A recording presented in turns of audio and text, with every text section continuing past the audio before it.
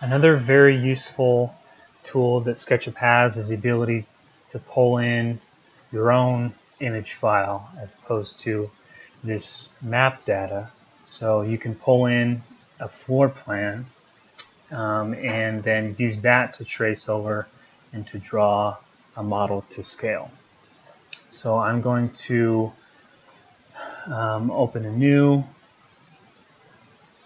file, and so I'm going to pull in a floor plan. A caveat, because this is the free version, you can't import a PDF or a CAD drawing, but you can import an image file. And so I've had a PDF floor plan that I converted into a TIFF file. So I'm going to come File, Import, and here's that file. I'm going to make sure I say Use Image as Image. And you might have to change your file name or file type to be able to see the right file. Let's say import, and so then I have to click and kind of give it its size on here. And so it doesn't really matter for now. I'm just going to kind of arbitrarily pick a size. And now I need to resize this so it's the correct scale.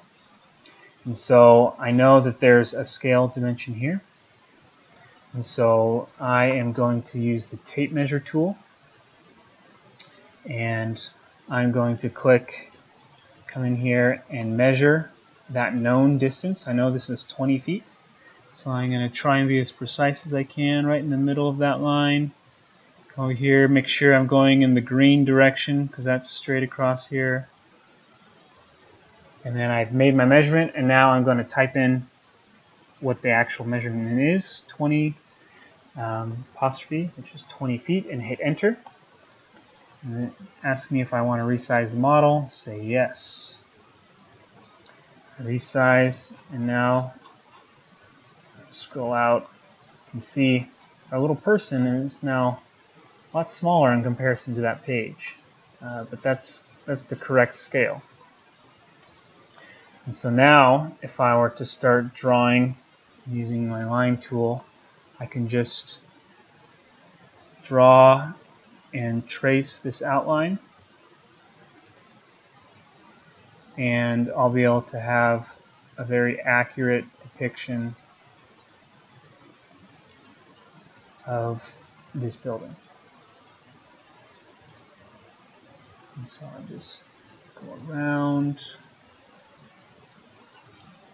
Sometimes I have to zoom in because of the snapping. It snaps in certain ways. And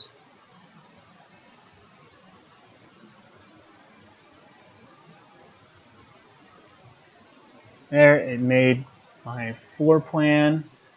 And then I go to the push-pull tool and pull it up. We'll call it 12 feet. Enter. And there is perfectly to scale. Well, very close to perfect because I'm tracing, so it's not exact, but good enough for a rough conceptual budget. And if I wanted to find out the footprint of this building, if I click on it and either right click and say entity info, or it's right here, and I can see here that it's 23,884 square feet of a footprint. And so I get some very easily. I just did my takeoff for me. So there's lots of other tools that SketchUp has to offer. This was meant to be just a very brief overview of some of those features and how they can help with construction. Some of the main ways that I use SketchUp is, like I said before, for logistics plans, trying to see how the site relates to my building and where construction can happen, where my access is, and if there's adjacent streets, how close are they in adjacent buildings, what does that look like in a more of a 3D setting. That reminds me that you can pull in any pre-made model into yours by accessing the 3D warehouse. And so right here is the button for 3D warehouse, or you go File, 3D warehouse get models. And so basically it's anyone who's made models, they put them up to this 3D warehouse for anyone to use and import into their own model. So you've got everything that you can think of in here. So I'm going to pull in a truck. I'm going to search for truck. And so here's a bunch of different trucks that people have made that I can pull straight into my model. So I'm going to pick this military truck, load directly in my model, yes.